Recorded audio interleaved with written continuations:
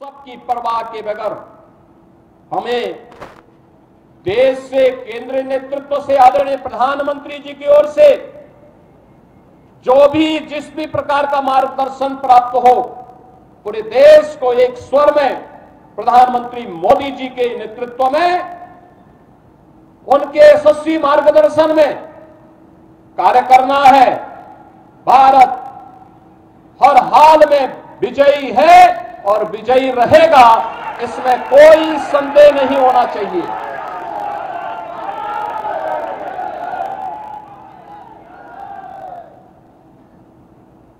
बहनों और भाइयों, महाराणा प्रताप की जयंती हम सबको एक नई प्रेरणा प्रदान कर रही है। हर भारतवासी इस चुनौतीपूर्ण समय में भारतीय सेना के साथ उनके मनोबल को, सैन्य अधिकारियों और पूरी सैनिकों के साथ कदम से कदम मिलाकर के सहयोग करने के लिए तत्पर होगा। इस विश्वास के साथ मैं धन्यवाद दूंगा विधानसभा के माननीय सदस्य श्री राकेश प्रताप सिंह जी को, जिन्होंने संकल्प लिया कि चौराहे का सुंदरीकरण हो, मूर्ति को गरिमा और गौरव के साथ, यहां पर सम्मान के साथ इस मूर्ति के रखरखाव की व्यवस्था की जा सके। मैं धन्यवाद दूंगा विधान परिषद के माननीय सदस्य श्री मानवेंद्र सिंह जी को, जिन्होंने अपनी निधि से यहां पर इस चौराहे के इस द्वार का निर्माण करवाने में अपना योगदान दिया है।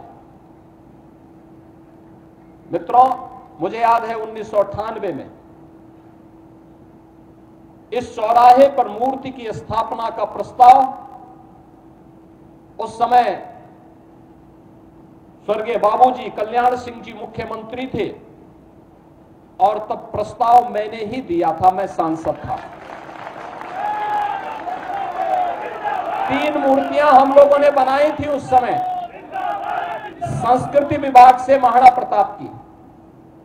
एक मूर्ति लखनऊ के चौराहे के लिए, एक गोरखपुर के लिए और एक प्रयागराज के लिए, और तीनों स्थानों पर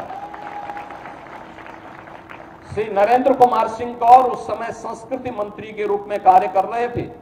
उन्होंने, डॉक्टर गौर जी ने इन तीनों मूर्तियों के लिए सहमति दी। मूर्तियों की स्थापना का कार्यक्रम हुआ। मैं स्वयं भी उस कार्यक्रम में यहां उस समय मौजूद था, जब कल्याण सिंह जी के कर कमलों से इस कार्यक्रम को यहां पे संपन्न कराया गया था। और गोरखपुर में भी भव्य मूर्ति आज के रक्षा मंत्री और उस समय के भारतीय जनता पार्टी के अध्यक्ष माननीय श्री राजनाथ सिंह जी के कर कमलों से हम लोगों ने उस मूर्ति का गोरखपुर में स्थापना का कार्यक्रम संपन्न किया था। और मुझे प्रसन्नता है कि आज सुंदरीकरण के कार्यक्रम के साथ मुझे फिर इस कार्यक्रम के साथ जुड़ने का अवसर प्राप्त हुआ है। इस चौराहे को आगे से हम लोग महाराणा प्रताप चौराहे के रूप में ही जानेंगे। इस विश्वास के साथ मैं एक बार फिर से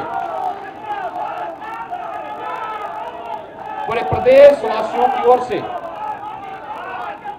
देश की बहादुर सेनाओं के मनोबल को बढ़ाने के लिए हर उत्तर प्रदेश वासी देश के साथ प्रधानमंत्री मोदी जी के यशस्वी नेतृत्व में पूरी मजबूती के साथ खड़ा होगा। इसके साथ ही देश की सेनाओं की हर कार्रवाई का, जो देश की रक्षा के लिए की जा रही कार्रवाई के लिए भी पूरा उत्तर प्रदेश पूरी मजबूती के साथ उनके मनोबल को बढ़ाने के लिए अपना योगदान देता रहेगा। इस विश्वास के साथ मैं एक बार फिर से महाराणा प्रताप की जयंती के अवसर पर उनके श्री चरणों में कोटि कोटि नमन करते हुए महाराणा प्रताप का यह यशस्वी जो उनका व्यक्तित्व था, उनका कृतित्व था, स्वदेश और स्वधर्म के लिए किस प्रकार का त्याग और बलिदान आवश्यक है, उसकी जो प्रेरणा देता है, यह प्रेरणा वर्तमान और भावी पीढ़ी के लिए भी सदैव पाथेय बने रहेगा। आप सबको मैं इस अवसर पर एक बार फिर से जयंती के अवसर पर बधाई देता हूं, अपनी शुभकामनाएं देता हूं। धन्यवाद। जय हिंद। मेरे साथ बोलेंगे भारत माता की, भारत माता की, भारत माता की।